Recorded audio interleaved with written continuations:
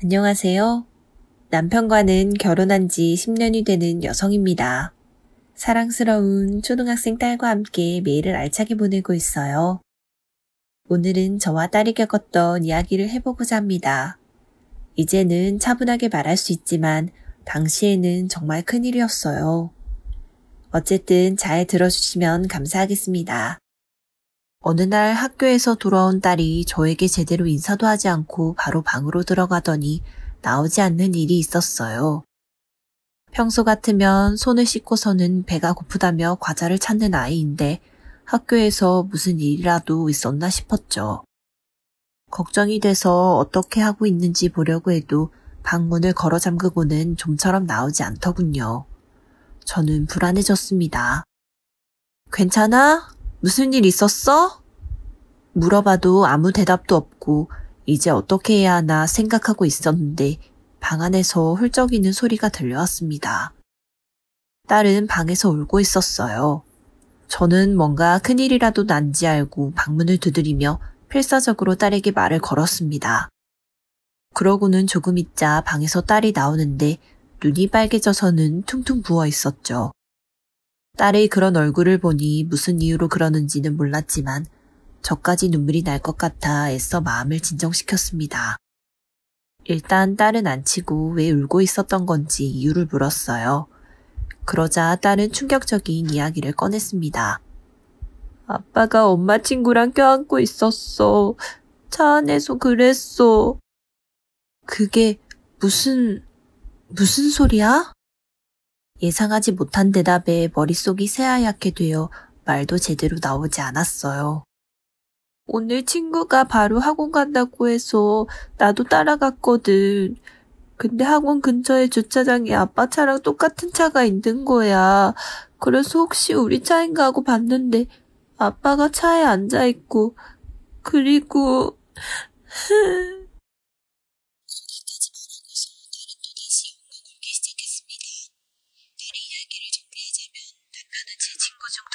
바람을 피고 있는 것 같았어요.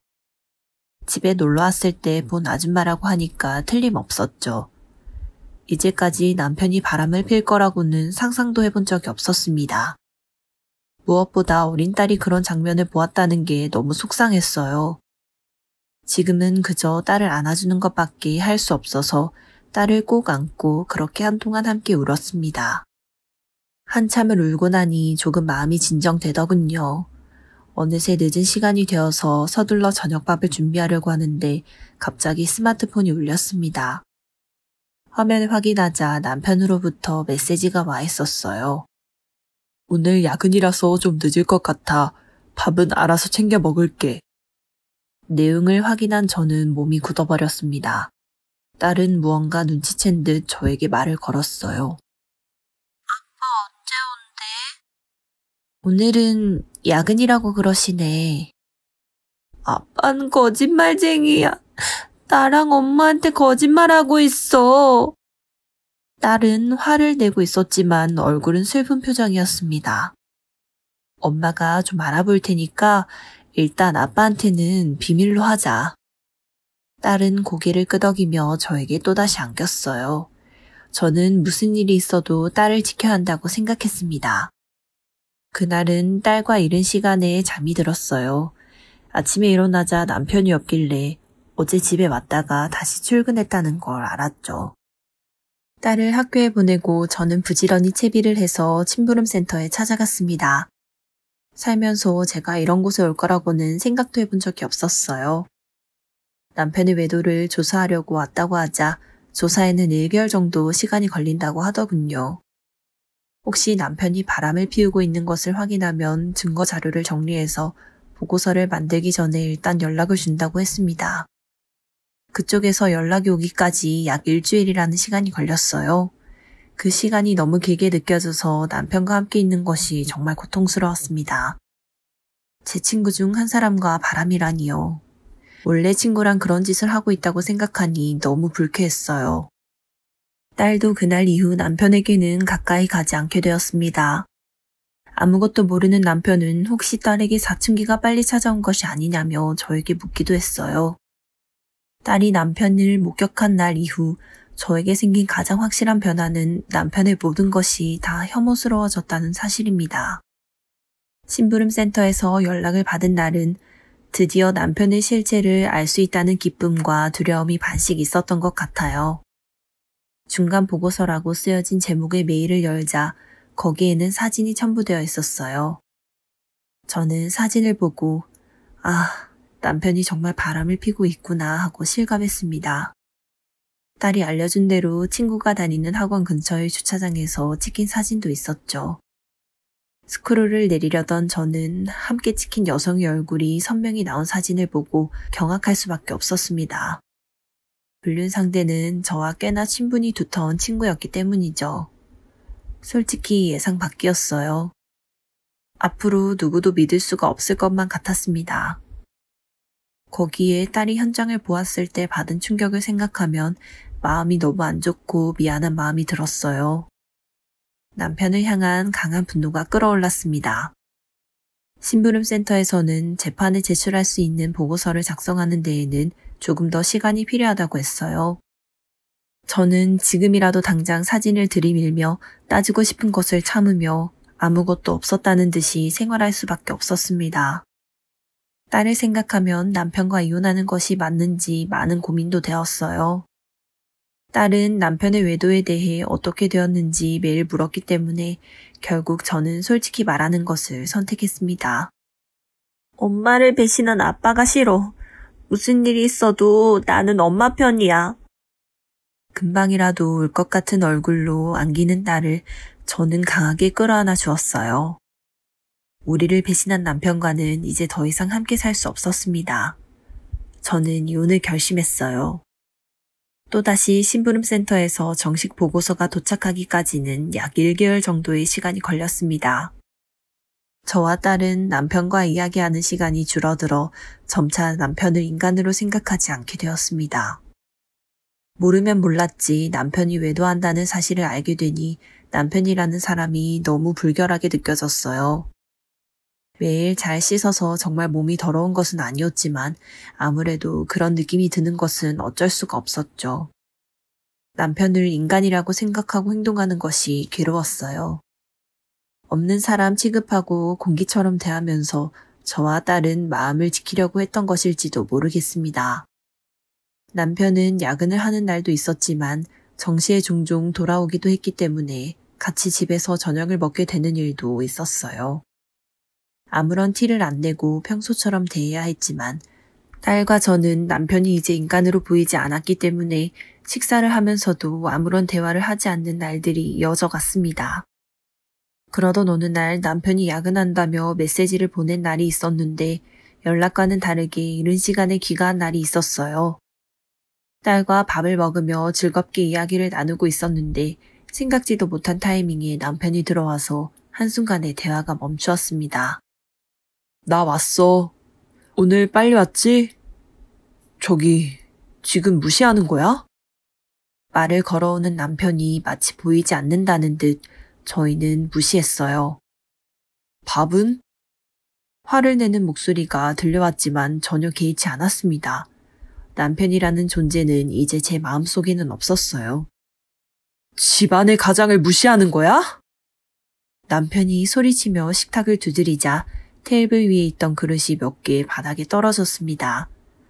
저는 무심한 얼굴로 떨어진 그릇을 주었어요. 그리고는 다시 차분히 밥을 먹기 시작했습니다. 딸과 제가 이렇게 나오니 남편은 좀 걱정이 되기 시작했는지 초조한 내색을 내보이며 말했습니다. 저기, 혹시 내가 안 보이는 건 아니지?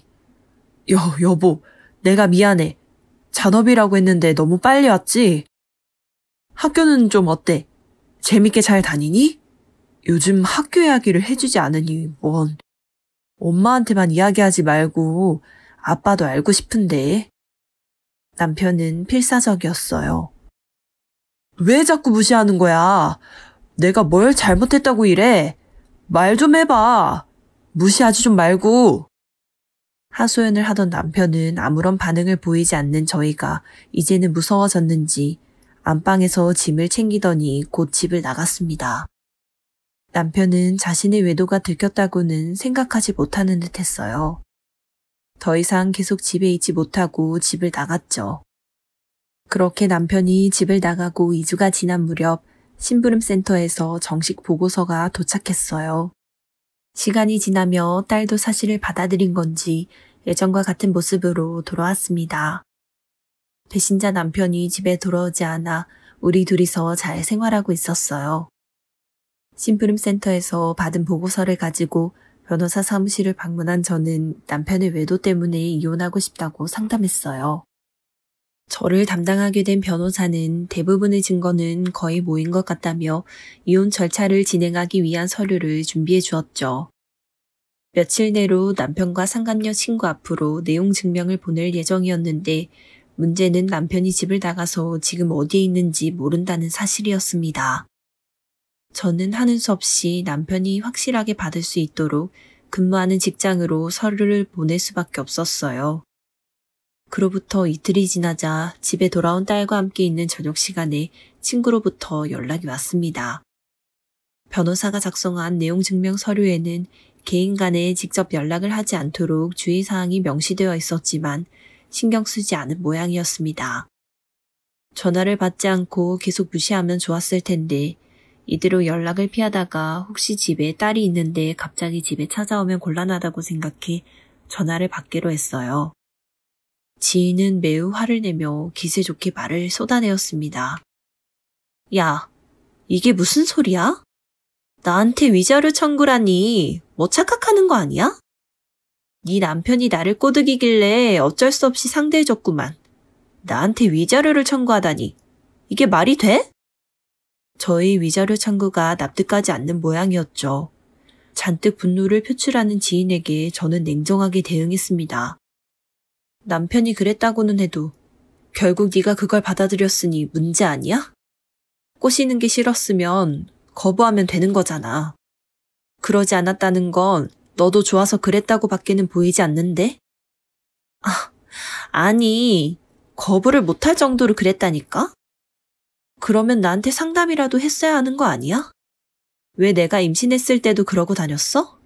너네 10년 전부터 그랬다는 거 내가 모르는 줄 알지? 어떻게 그걸... 목소리에서 동요와 두려움이 느껴졌습니다. 사실 언제부터 바람을 피웠는지 다 조사해 두었어요. 남편이 일로 집에 없을 때 심부름센터 직원이 집을 방문하는 일이 있었거든요. 그때 남편 서재를 같이 조사했는데 지금 쓰는 노트북이 아니라 예전 노트북을 서랍에서 발견했어요. 컴퓨터 데이터를 복원해준다는 곳에 가져가서 데이터를 복원하자 상간녀 친구와 찍은 사진이나 메일 기록이 나와서 두 사람이 오래전부터 만나고 있었다는 사실도 알 수 있었습니다.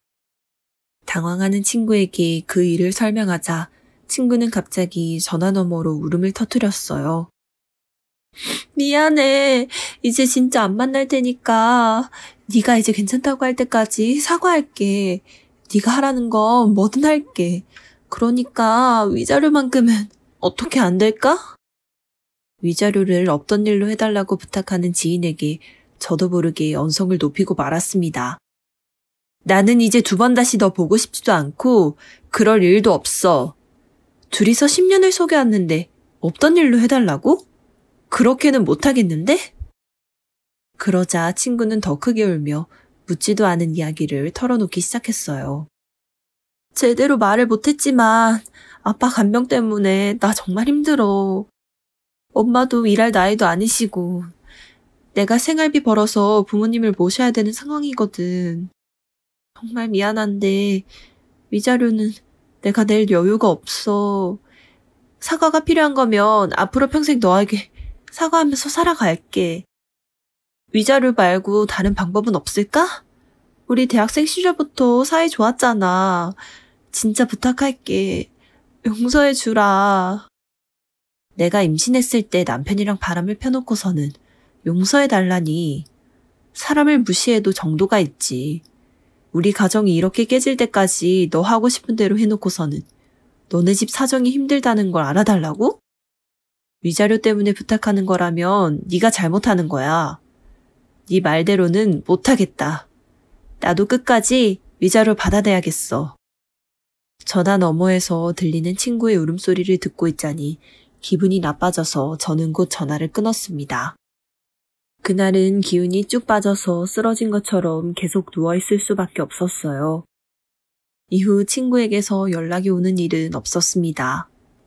딸은 저의 모습을 보고 놀라서는 저녁거리를 산다며 마트에 다녀왔어요. 내일은 토요일이라 학교도 안 가는데 내가 엄마 하루 종일 간병해 줄게. 다정한 딸의 말에 감격한 저는 그만 눈물이 터져버렸습니다. 남편과의 결혼은 후회하지만 딸이 제 곁에 있어서 정말 다행이었어요. 제가 우는 모습을 본 딸도 같이 눈물을 흘렸습니다. 그렇게 저희는 밥도 먹지 않고 그냥 계속 누워서 잠만 잤어요. 다음날 어제 한참을 울었더니 개운한 기분이 들길래 둘이서 성대히 아침을 만들어 먹고 있었는데 갑자기 현관문이 열리는 소리가 들려왔습니다. 모르는 사람이 우리 집에 침입한 건 아닌지 생각한 순간 거실 너머에서 남편의 모습이 보였어요. 남편은 2주 전에 만났을 때보다 얼굴이 많이 말라 있었습니다. 언뜻 봐서는 누구인지 알 수 없을 정도로 수척해져 있었죠. 아빠야? 딸이 인상이 많이 변한 남편을 보고 묻자 그는 갑자기 흐느끼기 시작했습니다. 나야, 아빠. 아빠야. 아빠를 못 알아보고 그래. 딸은 눈을 크게 뜨더니 몸이 굳었어요. 잠시 정막이 흐르자 남편이 다시 말을 꺼냈습니다.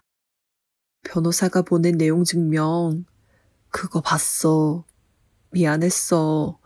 사과할게. 이제 2번 다시는 당신 친구랑 안 만날게. 위자료든 뭐든 돈이 필요하면 다 줄게. 그러니 이혼만큼은 안 하면 안 될까? 그 이야기 하려고 오늘 온 건데. 남편은 이혼은 하기 싫다며 저에게 애원하더군요. 우리 딸 아직 초등학생이야. 아빠가 커가는 걸 봐야 하지 않겠어? 당신은 나를 경멸하고 있을지도 모르겠지만 내가 앞으로 평생 사죄하며 살게. 변한 모습 보여줄 테니까 이렇게 부탁할게. 이혼만큼은 다시 생각해줘. 말이 끝나자마자 남편은 거실 바닥에 무릎을 꿇었습니다. 저는 그 모습을 보고 순간 처음 보는 어떤 더러운 물체가 저한테 말을 걸고 있는 것처럼 보였어요. 한번 남편이 인간으로 보이지 않기 시작하니 이제까지처럼 사는 것이 도저히 불가능했습니다. 딸도 남편의 외모가 많이 변한 탓인지 모르는 사람을 보는 눈으로 남편을 보고 있었어요. 이제 와서 이혼만큼은 다시 생각해달라고 말해도 저는 그걸 승낙할 생각은 전혀 없었습니다. 미안하지만 나랑 우리 딸은 당신을 인간이라고 생각할 수가 없어. 그게 무슨 소리야? 그 말 그대로야. 남편으로서도 아버지로서도 아니 그 이전의 인간으로서 당신을 볼 수가 없어.